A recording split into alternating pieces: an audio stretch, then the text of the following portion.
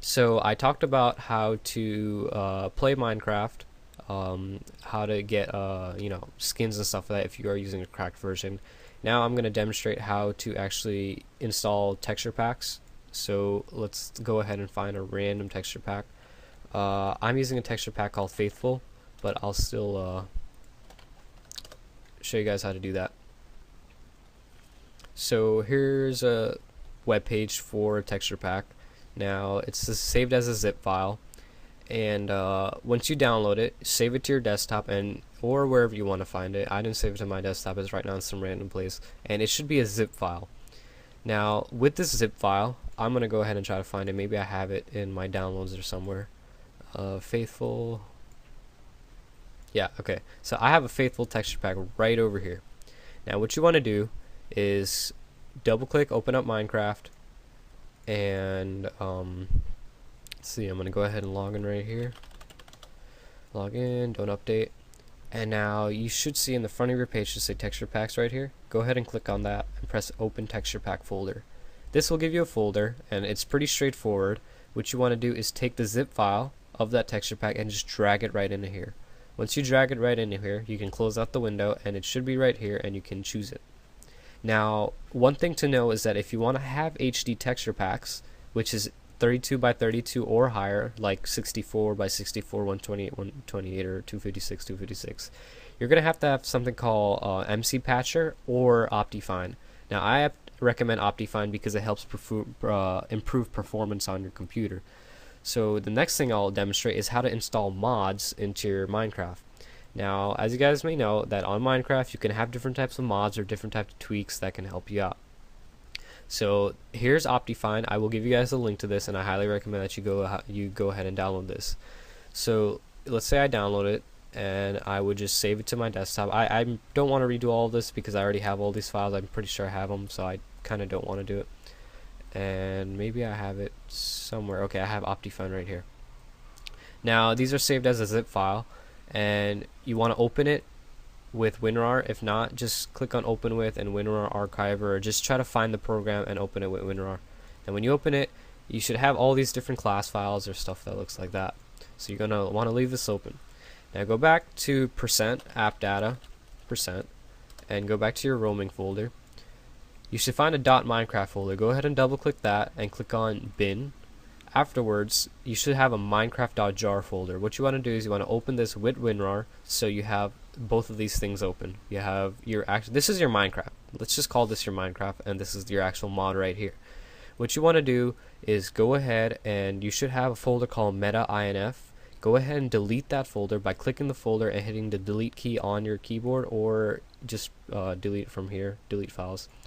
And then what you want to do after that is, let's say this is a mod that I have right here. What I would do, I would select all of these mods or all of these classes, and I would just click and drag it right into this folder. That's all I'm going to do, just click and drag it very simply. And then you can go ahead and close out that. Make sure your Minecraft is not open when you're doing this, because it pretty much will not let you overwrite any files. So once you do that, we're going to go ahead and, well, I'm going to show you guys that it is installed by doing those things, and I actually did it before, so I'm not lying to you guys by saying that. Optifine is something that improves your performance in your graphical settings. So if I go to options and video settings, you should see a lot more options here than you normally would if you did not have Optifine. Like, I can change performance, animations, and all kinds of stuff. And this also allows me to have texture packs. Now, the last thing I'm going to demonstrate in this video is how to use Tunngle if you need to join somebody's server. Now, I have a friend that's running a server through Tunngle, and he hosts a server, and I have to join his server. So what I do, I'm going to give you guys a link to how to download Tunngle. And what you do, you go to the link over here. Well, first, if this is the Tunngle homepage, you can click on download, and if you click on download, it should take you to this page right over here. Download Tunngle to your computer. You must be on Windows. You cannot do this on Mac, so I'm kind of sorry for you guys who don't have Windows, because they have not updated to Mac. So just go ahead and download it. Just like any installer on a normal computer, go ahead and install it. I'm not going to go through that because it has to install adapters and stuff like that.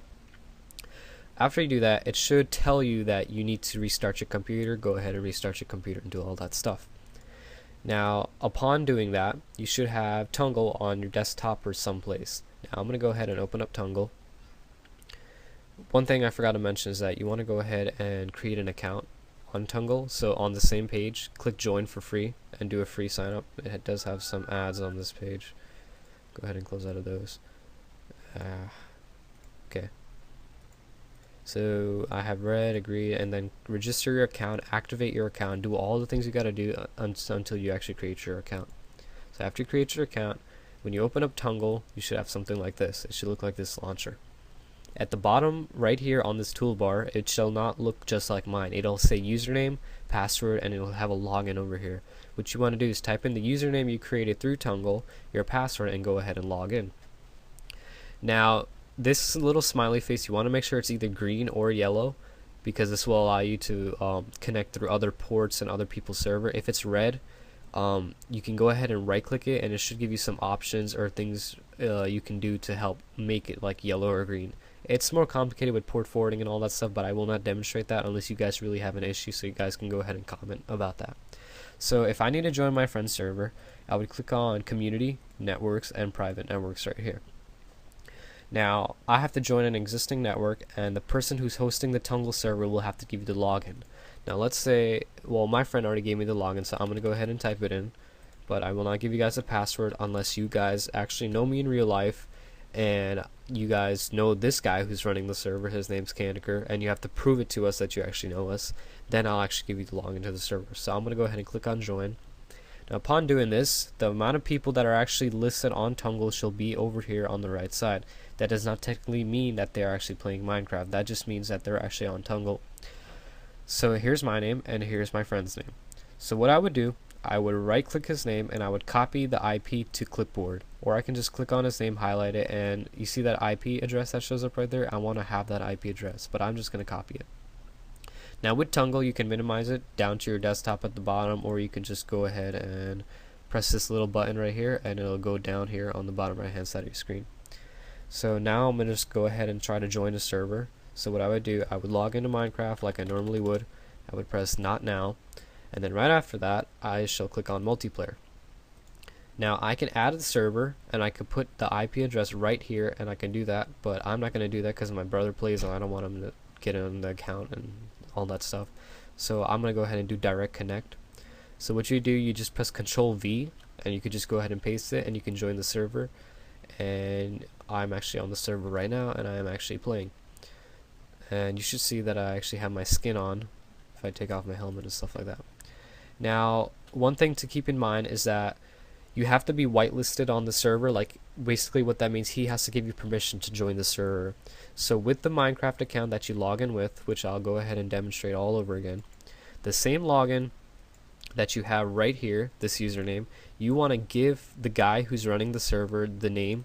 So like if you guys are a personal friend of mine, go ahead and give Candiker through Tunngle, go ahead and type your username over here, like I would do Sultan Amir right there, and just go ahead and say like whitelist me, and he's gonna go ahead and whitelist me, and what this will do is allow me to actually join the server. So I think pretty much that's everything you guys need to know. It's a pretty long video. I'm gonna have to split it up into 2 parts, but yeah. So I showed you guys how to use Minecraft, how to open it up, how to get skins, how to download it, and how to join servers and install mods and texture packs. So I think that pretty much sums up everything you guys need to know for how to use Minecraft and how to install it and stuff like that. So if you guys do have any questions, do let me know. Leave it in the comments or below of the video. And remember, if you're a friend of mine, do ask for how to get Minecraft and how to join my friend's server, and you're going to go ahead and give me your username. I'll give it to him, and then you guys can go ahead and join Tunngle. So I hope you guys enjoyed this video, and I'll talk to you guys later.